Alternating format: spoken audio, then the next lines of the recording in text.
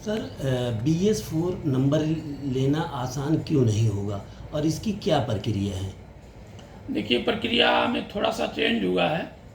पहले ये सामान्यता जो जिस आदमी को गाड़ी लेना रहता था वो सारी फॉर्मेलिटी करके खुद ARTO में अप्रोच करता था। कुछ जो जनपद नोएडा से जो गाड़ियाँ बिकती थी वहाँ डीलर अप्रोच कर लेते थे। अभी फॉर्मेलिटी में ये बड़ा परिवर्तन हो गया। एक जो गाड़ी खरीदने वाले एम्प्लॉई हैं, चाहे वो भारत सरकार के कर्मचारी या अधिकारी हों जिनका transfer state to state transfer होता हो, या ऐसे मल्टीनेशनल कंपनियां या ऐसी कंपनियां जिनका 4 स्टेट में GST रजिस्ट्रेशन हो, तो अब परिवर्तन मूलभूत रूप से ये हुआ है कि वो फार्म 60 जो है, जहाँ भी वो जॉब कर रहे हैं, जो भी उनका स्थान है जॉब करने का, वहाँ की जो हायर अथॉरिटी है उसके स्तर से उनके मेल आईडी से ARTO के मेल आईडी पर सीधे मेल आना चाहिए। एक मूलभूत परिवर्तन ये हुआ है। जब तक उनका मेल ARTO के मेल पर नहीं आएगा किसी भी एम्प्लॉय का डिटेल, तब तक उनको भारत सीरीज का अप्रूवल नहीं दिया जाएगा। एक परिवर्तन हुआ।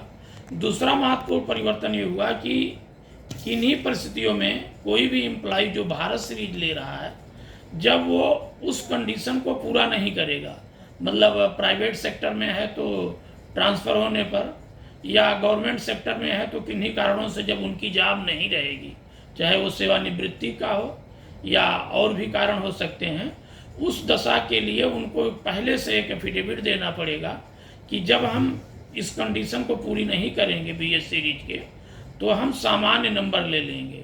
सामान्य नंबर का मतलब हुआ, जैसे अगर नोएडा में है तो UP 16 सीरीज का नंबर वो खुद प्राप्त करेंगे, और समय समय पर 2 साल बाद जो उनका मतलब टैक्स ड्यू होता है उसको बकाया नहीं रखेंगे, उस चीज़ का भी एफिडेविट में उल्लेख करेंगे।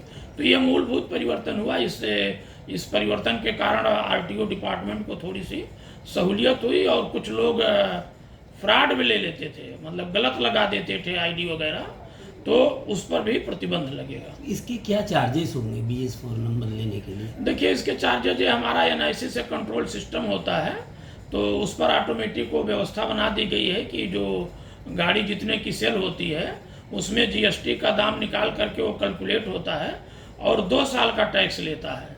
तो गाड़ी के दाम के हिसाब से चार्जेज अलग अलग होते हैं, कोई फिक्स चार्ज नहीं होता है। 2 साल के लिए उनका टैक्स जमा होता है। वो 2 साल के बाद 4 साल, मतलब 2 के गुणक में टैक्स जमा एडवांस भी कर सकते हैं और हर 2 साल पर कर सकते हैं।